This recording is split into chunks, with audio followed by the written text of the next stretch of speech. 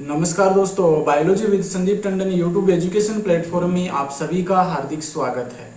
हम सेल्स के विषय में अध्ययन कर रहे थे, जिससे संबंधित हमारी ये 7वीं क्लास है। और सेल में हमारा जो टॉपिक चल रहा था वो था सेल ऑर्गेनल्स, जिसमें हमने कोशिका भित्ति, कोशिका झिल्ली और पिछले वीडियो में हमने माइटोकॉन्ड्रिया के विषय में डिटेल से अध्ययन कर लिया था। नेक्स्ट हमारा सेल ऑर्गेनल्स आता है क्लोरोप्लास्ट, यानी कि हरित लवक। देखो, इसके अंतर्गत हम प्लास्टिड के विषय में अध्ययन करने वाले हैं, क्योंकि प्लास्टिड का ही एक प्रकार होता है क्लोरोप्लास्ट। लेकिन मुख्य जो हमारा सेल ऑर्गेनल्स आता है वो है हरित लवक यानी क्लोरोप्लास्ट। इसलिए यहाँ पर मैंने हेडिंग के रूप में आपको यहाँ पर डाला है क्लोरोप्लास्ट यानी हरित लवक, क्योंकि इसी के विषय में हम इस वीडियो के अंतर्गत डिटेल से अध्ययन करने वाले हैं। ये जो लेक्चर है आपके RPC first grade, second grade, NEET, REET, railway group D, SSC और अन्य जितने भी प्रतियोगी परीक्षाएं हैं उन सभी के लिए बहुत ही महत्वपूर्ण है। और विशेषकर हमें ध्यान में रखना है कि RPC first grade, second grade और नीट के सिलेबस के अकॉर्डिंग ये पूरा मैटर आपकी एनसीईआरटी की बुकों से तैयार किया गया है। इसके अलावा कुछ अन्य जो जानकारियां हैं वो भी हमने इनमें इंक्लूड की है, क्योंकि जो एनसीईआरटी में नहीं वो भी मैंने जो पुरानी बुकें हैं उनको उठा करके उनका अध्ययन भी किया है, उनसे भी कुछ मैटर मैंने उठा करके इनमें इस लेक्चर के अंतर्गत डाला है। तो इतना विश्वास रखिए कि जो भी आप क्लोरोप्लास्ट के विषय में यहाँ पर पढ़ेंगे, इससे बाहर आपका कुछ भी नहीं जाने वाला है। जो भी क्वेश्चन आपका क्लोरोप्लास्ट से संबंधित पूछा जाएगा वो इसी लेक्चर के अंतर्गत से पूछा जाएगा। तो संपूर्ण जीव विज्ञान है वो एकदम ही आसान तरीके से इस चैनल के माध्यम से हमने जीरो से स्टार्ट किया, और इस चैनल के माध्यम से हम कंप्लीट जीव विज्ञान को देखने वाले हैं। तो लगातार इस चैनल पर जुड़े रहिए और इन लेक्चर का आनंद उठाइए। और यदि अभी तक आपने इस चैनल को सब्सक्राइब नहीं किया तो सब्सक्राइब जरूर कर लीजिए। तो आइए शुरू करते हैं।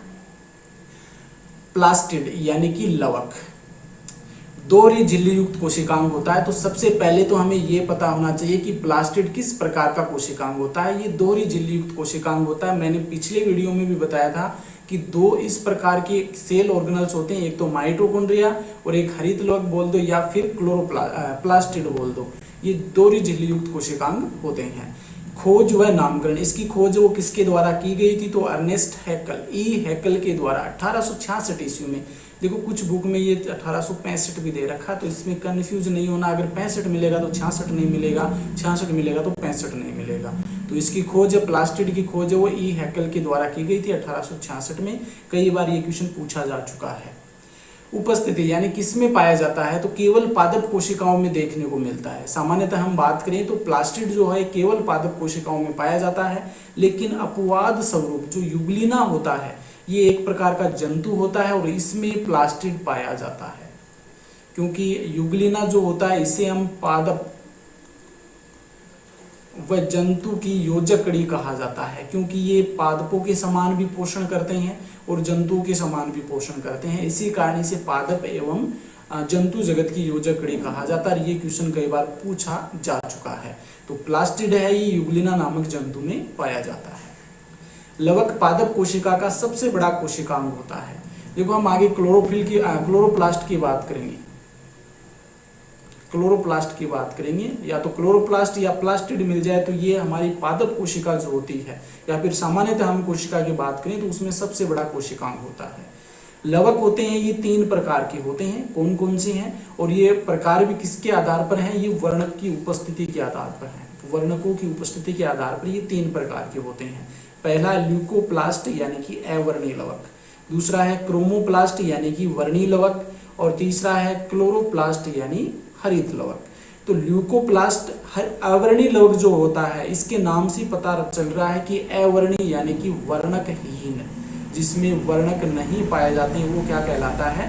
अवर्णीय लवक कहलाता है। तो ल्यूकोप्लास्ट जो होता है इसमें वर्णक एब्सेंट होते हैं, इस कारण ये रंगहीन होता है।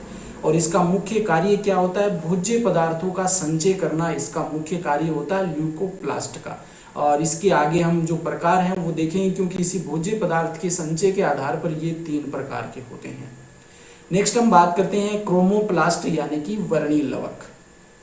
पर्णहरित को छोड़ करके शेष सभी जब इसके अंतर्गत क्या होते हैं? वर्णक उपस्थित होते हैं। एक पर्णहरित ऐसा वर्णक होता है जो कि हरे रंग का होता है। वो इसमें नहीं पाया जाता। इसके अलावा जितने भी वर्णक होते हैं वो वर्णीय लवक या क्रोमोप्लास्ट में उपस्थित होते हैं और इनका कार्य क्या होता है, क्रोमोप्लास्ट में उपस्थित वर्णक फलों की फल भित्ति को रंग प्रदान करने का कार्य करते हैं। देखो फलों में आपने देखा होगा अलग अलग रंग के फल हमें मिलते हैं, अलग अलग, जैसे पुष्प हमने देखा होगा, पुष्प में भी क्या होता है, अलग अलग प्रकार के बाह्य दलपुंज इनके अलग अलग कलर मिलते हैं। तो ये किसके कारण होता है, ये इसी क्रोमोप्लास्ट या वर्णीय लवक के कारण होता है, ये हमें ध्यान में रखना है। हरित लवक यानी कि क्लोरोप्लास्ट, पर्णहरित वर्णक की उपस्थिति के कारण ये हरे रंग के होते हैं। तो पर्णहरित जिसके अंतर उपस्थित होता है उसे हम क्लोरोप्लास्ट कहते हैं, हरित लवक कहते हैं। इनका रंग कैसा होता है, हरित यानी कि हरा रंग होता है। और आज इसी के विषय में हम डिटेल से अध्ययन करने वाले हैं क्योंकि ये थोड़ा सा बड़ा टॉपिक है। देखो एक चीज यहाँ पर हमें ये भी ध्यान में रखनी है, एक तो देखो अवर्णीय लवक है, वर्णीय लवक है और यहाँ पर मैं लिख देता हूँ हरित लवक।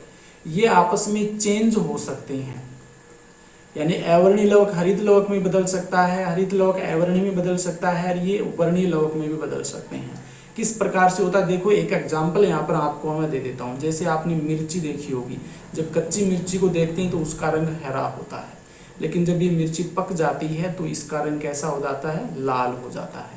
और लाल जो होता है ये किसके कारण होता है, कैप्सेथिन के कारण होता है, कैप्सेथिन। और ये कैप्सेथिन जो होता है ये एक प्रकार का कौन सा, वर्णीय लवक होता है। तो ये हरित लवक वर्णीय लवक में परिवर्तित हो जाएगा। इसी प्रकार से टमाटर में क्या होता है, टमाटर में हरित लवक होता है पहले जब कच्चा होता है उस समय, लेकिन बाद में वो किस में बदल जाता है, वर्णीय लवक लाइकोपीन में बदल जाता है।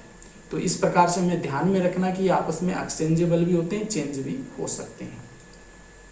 नेक्स्ट हम बात करते हैं ल्यूकोप्लास्ट यानी कि अवर्णीय लवक। अवर्णीय लवक मुख्य रूप से हम बात करें तो संचित भोजन के आधार पर ये 3 प्रकार के होते हैं। संचित भोजन के आधार पर, संचित भोजन के आधार पर 3 प्रकार के होते हैं। पहला है एमाइलोप्लास्ट, दूसरा है प्रोटीनोप्लास्ट और तीसरा है इलियोप्लास्ट। इनके नाम से पता चल रहा है, एमाइलोप्लास्ट इसे हम हिंदी में मंड लवक भी कहते हैं। और ये क्या करता है, स्टार्च का संचय करता है, स्टार्च यानी कि कार्बोहाइड्रेट का संचय करता है।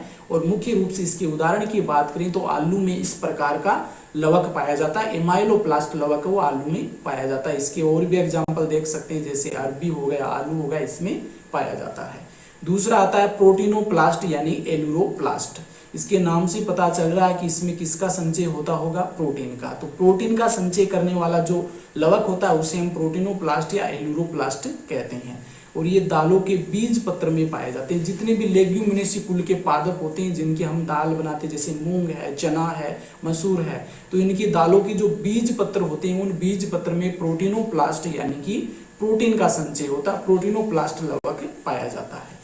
तीसरा आता है इलियोप्लास्ट यानी कि तेलद लवक, इलियोप्लास्ट। तो ये क्या करता है, लिपिड व तेल का संचय करता है। लिपिड व तेल का संचय करने वाला लवक कहलाता है इलियोप्लास्ट यानी कि तेलद लवक। इसके उदाहरण है सरसों, मूंगफली के जो बीज होते हैं इनमें इलियोप्लास्ट पाया जाता है। जिनसे हमें तेल प्राप्त होता हो उन सभी में क्या पाया जाता है, इलियोप्लास्ट पाया जाता है, जैसे मूंगफली है, सरसों है। वर्णकहीन लवकों को सिम्पर ने ल्यूकोप्लास्ट कहा था। तो मैंने आपको शुरुआत में बताया था कि लवक 3 प्रकार के होते हैं। इसमें पहला आता है ल्यूकोप्लास्ट या अवर्णीय लवक। तो अवर्णीय लवक या ल्यूकोप्लास्ट नाम देने वाला वैज्ञानिक कौन था, सिम्पर था। किसी पादप को लंबे समय तक अंधेरे में रखने पर इसमें रंगहीन एटियोप्लास्ट बन जाता। तो ये एक प्रकार और आ गया यहाँ पर आपका एटियोप्लास्ट। जब किसी भी पादप को हम अंधेरे में काफी समय के लिए रखते हैं तो उसमें क्या हो जाता है, एक रंगहीन वर्णक बन जाता है, उसे हम क्या कहते हैं, एटियोप्लास्ट कहते हैं। हरे सवालों में आदिम प्रकार का लवक पाया जाता है, यानी कि अल्प विकसित लवक पाया जाता है, जिसे हम वर्णकीय लवक या क्रोमेटोफोर कहते हैं, क्रोमेटोफोर। ये भी ध्यान में रखना, कई बार पूछ लिया गया कि हरित सवालों में किस प्रकार का लवक उपस्थित होता है, तो वर्णकीय लवक या क्रोमेटोफोर पाया जाता है। तो ये हो गए ल्यूकोप्लास्ट या अवर्णीय लवक। नेक्स्ट हम बात करते हैं क्रोमोप्लास्ट या वर्णीय लवक। वेरी वेरी इंपॉर्टेंट है, यहाँ से भी क्वेश्चन, देखो पीछे वाली जो स्लाइड है ये भी इंपॉर्टेंट है, यहाँ से क्वेश्चन कई बार पूछे जा चुके हैं और यहाँ से भी क्वेश्चन है वो पूछे जा चुके हैं और आगे पूछे जाने की बहुत ही अधिक संभावना है। तो वर्णीय लवक होते हैं, इसके उदाहरण आपको ध्यान में रखने, वेरी वेरी इंपॉर्टेंट है। तो वर्णीय लवक में पहला आता है केरोटिन। केरोटिन जो होता है ये लाल नारंगी रंग का होता है, लाल नारंगी रंग का होता है। जिन फलों में आप लाल नारंगी रंग देखते हैं, जैसे संतरा हो गया, लीची हो गई, ये इनमें क्या होता है, लाल नारंगी रंग आपको मिल जाए तो वो उसमें किस प्रकार का कौन सा वर्णक होता है, कैरोटीन वर्णक होता है। देखो गाजर का एग्जाम्पल भी आप यहाँ पर देख सकते हैं। गाजर में जो लाल रंग होता है वो कैरोटीन के कारण होता है, क्योंकि इसमें बीटा कैरोटीन पाया जाता है। इसके अलावा हम बात करें जेंथोफिल, जेंथोफिल पीले रंग का होता है।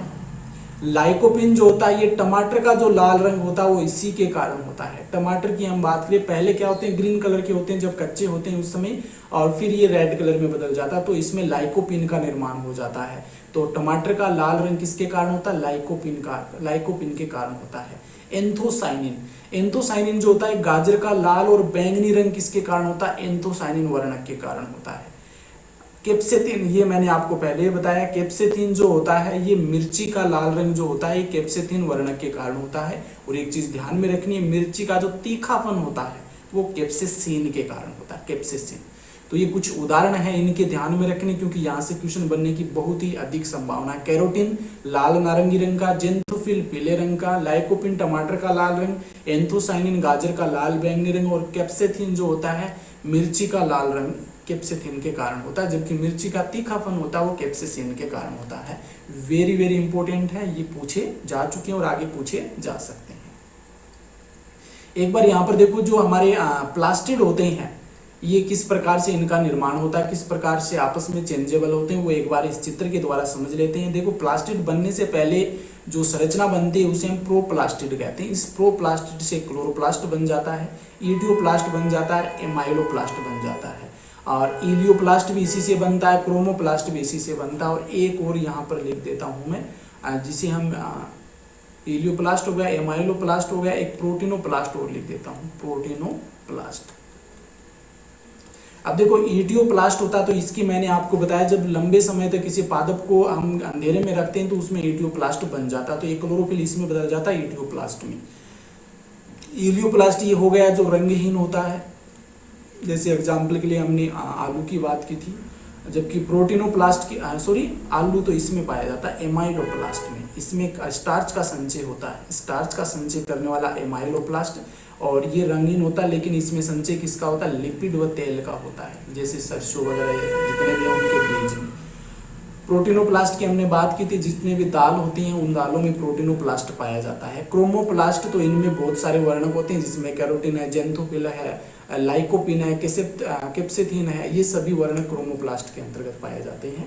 और ये आपका हरित लवक होता है, क्लोरोप्लास्ट होता है, जिसके विषय में आगे हमें अब पढ़ना है। ये सभी आपस में एक्सचेंजेबल है, परिवर्तित हो सकते हैं, जिसका एग्जाम्पल मैंने आपको बताया था। आप टमाटर का ले सकते हैं, टमाटर कच्चा जो होता है ग्रीन कलर का होता है, लेकिन ये पकने के बाद कैसा हो जाता है, लाल हो जाता है। तो पहले इसमें हरित लवक था, ये हरित लवक किसमें बदल जाता है, ये हरित लवक बदल जाता है आपके लाइकोपिन में, और लाइकोपिन क्या होता है, एक प्रकार का क्रोमोप्लास्ट होता है। अब नेक्स्ट हम बात करते हैं क्लोरोप्लास्ट यानी हरित लवक, जो कि हमारे आज की हेडिंग भी है और वेरी वेरी इंपॉर्टेंट है। इससे संबंधित क्वेश्चन आपकी बहुत बार पूछे जा चुके हैं, पूछे जाने की संभावना भी है। तो पहले हम बात करते हैं इसकी खोज वो किसके द्वारा की गई थी। तो 1885 ईस्वी में सिम्पर नामक एक वैज्ञानिक था, जिसके द्वारा इसकी खोज की गई थी। तो ये ध्यान में रखना है, पादप कोशिका का सबसे बड़ा कोशिकांग है, ये कई बार पूछ लिया जाता है। पादप कोशिका का सबसे बड़ा कोशिकांग है हरित लवक। इसकी उपस्थिति की बात करें तो केवल पादप कोशिकाओं में पाया जाता है, लेकिन अपवाद स्वरूप युग्लिना जंतु में भी उपस्थित होता है। तो ये मैंने पहले ही आपको बता दिया है। पादपों में अलग अलग आकार के क्या पाए जाते हैं, हरित लवक पाए जाते हैं, क्लोरोप्लास्ट पाए जाते हैं। अब देखो ये आकार अलग अलग, जितने भी प्लांट्स होते हैं उनमें अलग अलग प्रकार के हमें क्लोरोप्लास्ट देखने को मिलते हैं। तो पहले हम बात करते हैं अंडाकार या तस्त्रीनुमा। अंडाकार या तस्त्रीनुमा जो क्लोरोप्लास्ट होता है ये किस में पाया जाता है, तो जितने भी उच्च पादप हैं, जिसमें जिम्नोस्पर्म है, एंजियोस्पर्म है, ये जो उच्च पादप हैं उनमें किस प्रकार का क्लोरोप्लास्ट मिलता है, अंडाकार या तस्त्रीनुमा क्लोरोप्लास्ट मिलता है। कपनुमा या प्यालेनुमा, देखो इस प्रकार का। तो ये क्लोरोप्लास्ट जो मिलता है ये क्लेमाइडोमोनास, जो कि एक शैवाल होती है, इसमें पाया जाता है, एक उसी के शैवाल होती है। ये मेखलाकार हमें यूलोथ्रिक्स में मिलता है, ये भी शैवाल है। मेखलाकार जो क्लोरोप्लास्ट है ये यूलोथ्रिक्स में पाया जाता है। सर्पिलाकार जो होता है ये स्पाइरोगायरा में मिलता है, स्पाइरोगायरा में। देखो इसको तो हमें अच्छे से याद रख सकते हैं। स्पाइरल का मतलब होता है सर्पिलाकार और स्पाइरोगायरा इसका उदाहरण हो जाएगा। जालिकावत जो होता है ये ऊडोगोनियम में मिलता है, जालिकावत क्लोरोप्लास्ट ऊडोगोनियम। ताराकार क्लोरोप्लास्ट है ये जिग्निमा में मिलता है। तो ये उदाहरण है, अच्छे से ध्यान में रखने। अंडाकार या तस्तरीनुमा उच्च पादपों में, कपनुमा या प्यालेनुमा क्लेमाइडोमोनास, मेखलाकार यूलोथ्रिक्स में, सर्पिलाकार स्पाइरोगायरा में, जालिकावत ऊडोगोनियम में और ताराकार क्लोरोप्लास्ट जिग्निमा में मिलता है। वेरी वेरी इंपॉर्टेंट है, उदाहरण अच्छे से ध्यान में रखने हैं।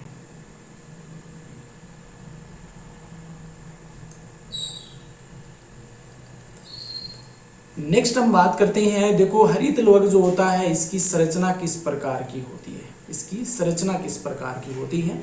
देखो दोनों ही संरचना मैंने यहाँ पर दिखा रखी है, दोनों के द्वारा आप अच्छे से समझ सकते हैं। सबसे बाहर क्या उपस्थित होता है, सेल मेम्ब्रेन। और सेल मेम्ब्रेन जो होती है हम बात करें तो दो प्रकार की होती है, एक तो इनर होती है, एक आउटर होती है। सबसे बाहर जो होती है वो आउटर मेम्ब्रेन हो जाएगी। यहाँ पर भी आप देख सकते हैं ये वाली जो है, ये जो दिखाई दे रही है ये आउटर मेम्ब्रेन हो गई।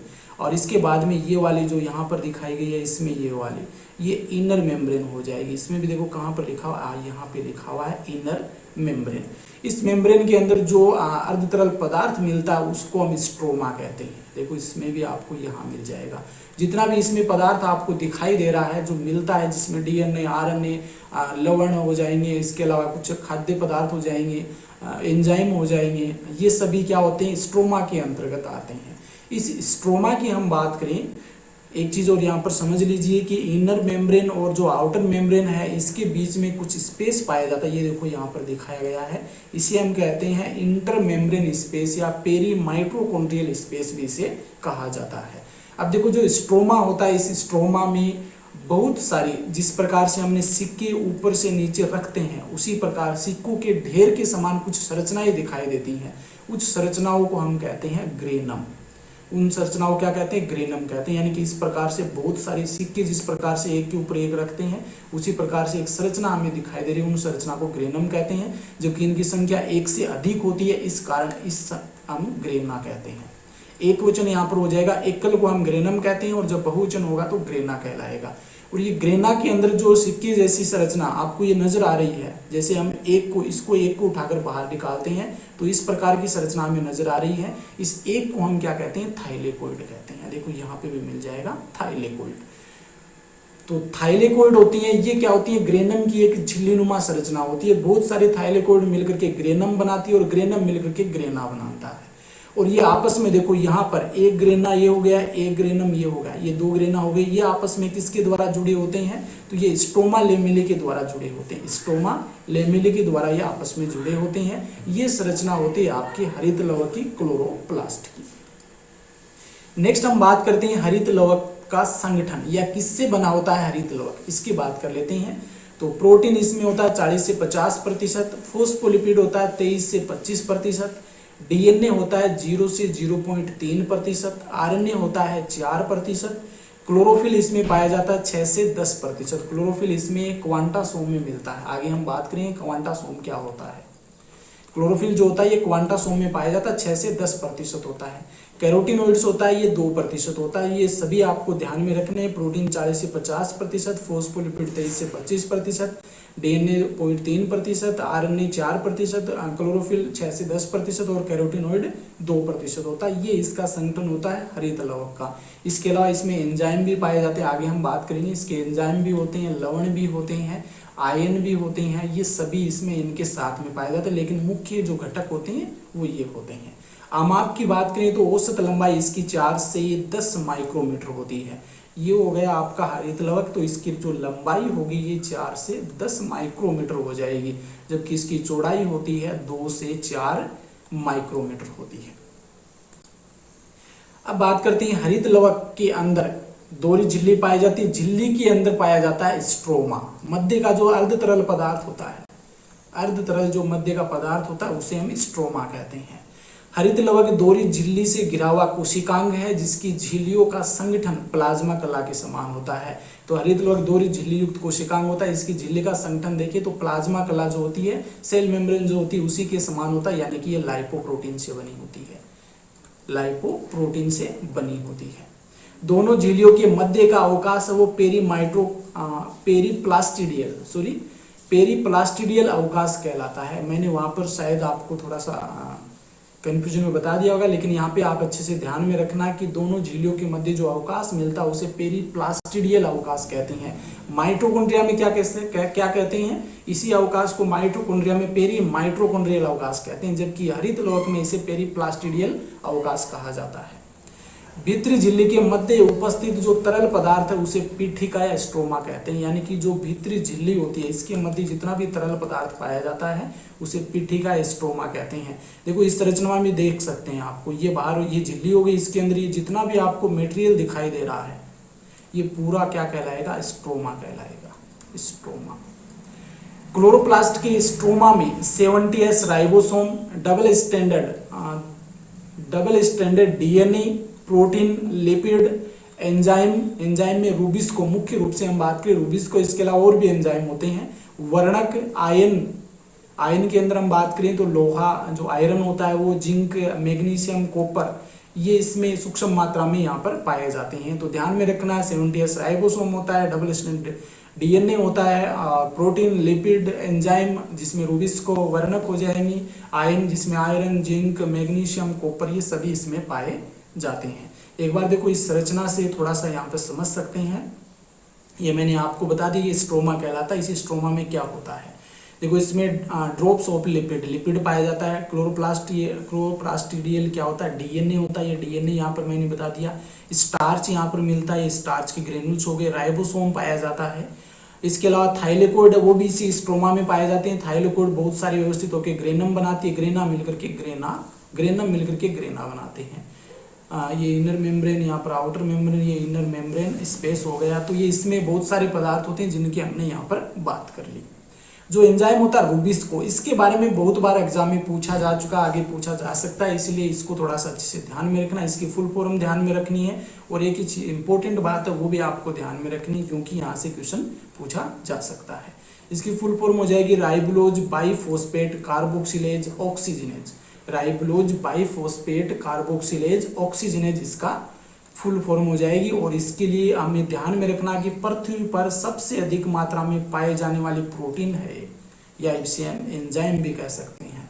पृथ्वी पर सबसे अधिक मात्रा में पाए जाने वाली प्रोटीन कौन सी है, रूबिस्को है। और इसकी फुल फॉर्म हो जाएगी राइबोलोज बाइफॉस्फेट कार्बोक्सिलेज या फिर ऑक्सीजनेज। किस में पाई जाती है, तो ये हरित लवक में पाई जाती है, ये हमें ध्यान में रखना है। तो स्ट्रोमा की हमने बात कर ली। नेक्स्ट हम बात करते हैं ग्रेना की। ग्रेना क्या होता है, स्ट्रोमा के बीच बीच में झिल्लियों के ढेर पाए जाते हैं। इन झिल्लियों के ढेर को सम्मिलित रूप से ग्रेना कहते हैं, सम्मिलित रूप से ग्रेना कहते हैं। यानी कि झिल्लियों के बहुत सारे हमें इस प्रकार से ये ढेर मिलते हैं। इन बहुत सारे जो ढेर होते हैं झिल्लियों के, इन्हें हम ग्रेना कहते हैं। और एकल रूप से हम बात करें, इस एक को हम क्या कहते हैं, ग्रेनम कहते हैं।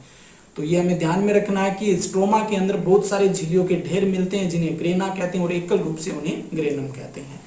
प्रत्येक क्लोरोप्लास्ट में 20 से 100 तक ग्रेना पाए जाते हैं। वेरी वेरी इंपॉर्टेंट, 20 से 100 तक ग्रेना है वो पाए जाते हैं प्रत्येक क्लोरोप्लास्ट में। ग्रेना को पीठिका पटलिका स्ट्रोमा लेमिली जोड़ते, यानी कि ये दो ग्रेना हो गए, एक ग्रेनम ये हो गया, एक ग्रेनम ये हो गया। इनको जोड़ने का जो कार्य होती है आपस में, ये कौन करती है, पीठिका पटलिका या फिर स्ट्रोमा लेमिली के द्वारा ये जुड़े रहते हैं। ग्रेना की एकल इकाई को थाइलेकोइड कहते हैं। थाइलेकोइड एकल इकाई को कहा जाता है। और प्रत्येक ग्रेनम में 2 से 100 तक थाइलेकोइड पाए जाते हैं। ये एक ग्रेनम हो गया, इस ग्रेनम में ये जो है ये थाइलेकोइड पाए जाती है। इनकी संख्या कितनी होती है, 2 से 100 तक हो सकती है। थाइलेकोइड की खोज है वो मेनकिन नामक वैज्ञानिक के द्वारा की गई थी। अब देखो यहाँ पर समझ लीजिए, ये एक प्लांट सेल्स है। इस प्लांट सेल से हमने क्लोरोप्लास्ट को बाहर निकाल लिया। इस क्लोरोप्लास्ट में हमने इन संरचनाओं को बाहर निकाल करके देखा तो इस प्रकार की हमें संरचनाएं दिखाई दी जिन्हें हम ग्रेनम कहते हैं। ये इसका एक वचन हो गया। जब बहुवचन देखें, बहुत सारी जो उपस्थित हो ग्रेनम, तो उसे ग्रेना कहते हैं। अब इस एक झिल्ली को हमने निकाल करके देखा तो ये एक झिल्ली इस प्रकार की हमें नजर आती है जिसे हम थाइलेकोइड कहते हैं। ये थोड़ा सा हमें ध्यान में रखना है। तो थाइलेकोइड की खोज ये मेनकिन नामक वैज्ञानिक के द्वारा की गई थी। यहाँ पर पूछ ले, कई बार क्वेश्चन पूछ ले कि हरित लौह की इकाई, क्रियात्मक इकाई क्या हो जाएगी, तो वो थाइलेकोइड हो जाएगी। जबकि माइटोकॉन्ड्रिया की हमने क्या बताई थी, ऑक्सीसोम को बताया था। ग्रेना आपस में इंटरग्रेना की सहायता से जुड़े रहते हैं। इसे हम इंटरग्रेना भी कह सकते हैं और इसे हम पीठिका पटलिका स्ट्रोमा लेमेले भी कह सकते हैं। अब बात करते हैं क्वांटासोम क्या होता है। अब देखो ग्रेना और जो इंटरग्रेना है इसके ऊपर कुछ कणिकीय संरचनाएं पाई जाती हैं। इन कणिकीय संरचनाओं को क्वांटासोम कहते हैं। ये यहाँ पर आगे हम इसकी स्ट्रक्चर की भी हम बात करेंगे। तो क्वांटासोम क्या होता है कि ग्रेना और इंटरग्रेना पर कणिकीय संरचनाएं पाई जाती हैं जिन्हें क्वांटासोम कहते हैं। और इस क्वांटासोम की खोज वो किसके द्वारा की गई, तो पार्क एंड बिगी नामक वैज्ञानिक के द्वारा 1964 में इस क्वांटासोम की खोज की गई थी। वेरी वेरी इंपॉर्टेंट है, ये क्वेश्चन कई बार पूछा जा चुका है। क्वांटासोम की खोज किसके द्वारा की गई थी, पार्क एवं बिगी नामक वैज्ञानिकों के द्वारा 1964 में क्वांटासोम की खोज की गई थी। प्रत्येक क्वांटासोम में 230 तक, ये फिक्स नहीं होता, ये यहाँ पर ध्यान रख लीजिए, 230 से 250 कर लीजिए, 230 से 250 तक क्लोरोफिल के अणु पाए जाते हैं। तो ये क्वेश्चन तो यहाँ पर ये बन जाता है कि हरित लोक में क्लोरोफिल है वो किस में पाए जाते हैं, तो ये क्वांटासोम में पाए जाते हैं। क्वांटासोम कहाँ पाए जाते हैं, ग्रेना और इंटरग्रेना पर कणिकीय संरचना के रूप में क्वांटासोम पाए जाते हैं, जिसकी खोज पार्क एंड बिगी नामक वैज्ञानिक ने 1964 में की थी। प्रत्येक क्वांटासोम में 230 से 250 तक क्लोरोफिल के अणु पाए जाते हैं। अब हमें एक बार इस क्वांटासोम की संरचना को यहाँ पर समझ लेते हैं। ये देखो हमने थाइलेकोइड निकाल लिया बाहर। इस थाइलेकोइड में क्या होता है, बहुत सारी कणिकीय संरचनाएं आपको यहाँ पर नजर आ रही होंगी। ये कणिकीय संरचनाएं हैं जिसको हमने क्वांटासोम कहा था। इन कणिकीय संरचनाओं को भी हमने बाहर निकाल लिया था। इन कणिकीय संरचनाओं को बाहर निकालने के बाद देखते हैं इन्हें एंटीना मॉलिक्यूल भी कहा जाता है। जब इसको बड़ा करके देखते हैं तो हमें देखो ये इस प्रकार की बहुत सारी संरचनाएं हमें नजर आ रही है। ये देखो इस प्रकार की संरचना हमें नजर आ रही है। जब इसको हम बाहर निकाल करके बड़ा करके देखते हैं, जिसमें हमें क्लोरोफिल बी है, कैरोटीनोइड्स है, क्लोरोफिल ए है, ये सभी इसमें हमें दिखाई दे रहे हैं। तो ये किस में पाए जाते हैं, क्वांटासोम में पाए जाते हैं। तो थाइलेकोइड पर पाए जाते हैं कणिकीय संरचनाएं जिसमें हम क्वांटासोम कहते हैं। इन्हीं क्वांटासोम में क्लोरोफिल के अणु पाए जाते हैं। ये थोड़ा सा हमें ध्यान में रखना है। स्ट्रक्चर को मैं इतनी अच्छी आपके लिए लेकर आ रहा हूँ कि जिससे आपको टॉपिक एक बार देखते ही अच्छे से समझ में आ जाए। यदि आपको ये लेक्चर अच्छा लग रहा तो अधिक से अधिक शेयर कीजिए और चैनल को सब्सक्राइब कर लीजिए। बेल आइकन पर जरूर प्रेस कीजिए ताकि आने वाले वीडियो के नोटिफिकेशन आपको प्राप्त होते रहे। और रेलवे डी ग्रुप के लिए मैं एक क्वेश्चन की सीरीज स्टार्ट कर रहा हूँ जिसमें 5 या 7 दिन में कंप्लीट बायोलॉजी हम डिस्कस करेंगे। उसके अंदर जो रेलवे ग्रुप डी के लिए इंपॉर्टेंट क्वेश्चन बनने हैं उनको साथ में डिस्कस करेंगे। तो इस लेक्चर पे हम बात करते हैं प्रकाशिक अभिक्रिया। देखो जो प्रकाश संश्लेषण होता है, प्रकाश संश्लेषण में 2 प्रकार की अभिक्रिया होती है। एक तो प्रकाशिक होती है जो कि प्रकाश की उपस्थिति में होती है, प्रकाश की उपस्थिति में होती है। एक अप्रकाशिक अभिक्रिया जो प्रकाश की अनुपस्थिति में होती है। तो प्रकाश संश्लेषण में 2 प्रकार की अभिक्रिया, एक तो प्रकाशिक अभिक्रिया, एक अप्रकाशिक अभिक्रिया। प्रकाशिक अभिक्रिया ये प्रकाश की उपस्थिति में होती है, अप्रकाशिक अभिक्रिया प्रकाश की अनुपस्थिति में होती है। तो पहले हम बात करते हैं प्रकाशिक अभिक्रिया ये कहाँ पर संपन्न होती है, तो ग्रेना में पाया जाता है। वेरी वेरी इंपॉर्टेंट है, ये कई बार क्वेश्चन पूछ लिया गया है, बहुत बार रिपीट हुआ है क्वेश्चन। उसमें थाइलेकोइड नहीं मिलता लेकिन ग्रेना मिल जाता है। स्ट्रोमा और ग्रेना दोनों में से एक ऑप्शन आपको करना होता है। कई बार कंफ्यूजन में हम स्ट्रोमा कराते हैं, लेकिन प्रकाशिक अभिक्रिया फोटो रिएक्शन है, हमें ध्यान में रखनी है कहाँ पर होती है, ग्रेना में होती है। और ग्रेना में भी हम बात करें तो थाइलेकोइड पर यह अभिक्रिया संपन्न होती है। जबकि अप्रकाशिक अभिक्रिया की हम बात करें तो अप्रकाशिक अभिक्रिया आपके स्ट्रोमा में संपन्न होती है। इंपॉर्टेंट क्वेश्चन है, दोनों ही आपको ध्यान में रखनी है। दोनों ही क्वेश्चन एग्जाम में कई बार पूछे जा चुके हैं। नेक्स्ट हम बात कर लेते हैं क्लोरोफिल की। देखो क्लोरोफिल जो आपके आते हैं ये अलग प्रकार से भी हम देख सकते हैं, लेकिन छोटा सा टॉपिक है, व्यवस्थित बहुत बड़ा है, लेकिन कुछ नॉर्मल जानकारी हमें इसके बारे में भी पता होना चाहिए क्योंकि ये आपके हरित लवक से जुड़ा हुआ टॉपिक है। क्लोरोफिल यानी कि पर्णहरित। पर्णहरित सामान्यतः पाए किस में जाते हैं, तो क्वांटासोम में पाए जाते हैं।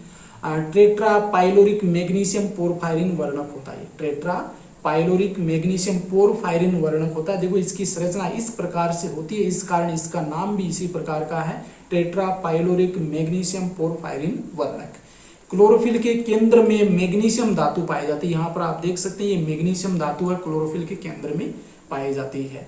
जल में अघुलनशील होता है लेकिन कार्बनिक विलायक होते हैं, जैसे ईथर हो गया, क्लोरोफॉर्म हो गया, इन सभी में क्या होता है, ये घुलनशील होता है। तो यहाँ पर 2 फॉर्मूले दे रखे हैं क्लोरोफिल के, ये दोनों ही एग्जाम में पूछे जा चुके हैं, इसलिए मैंने यहाँ पर दोनों ही फॉर्मूले शामिल किए हैं। तो क्लोरोफिल ए का फॉर्मूला हो जाएगा C55H72O5N4Mg।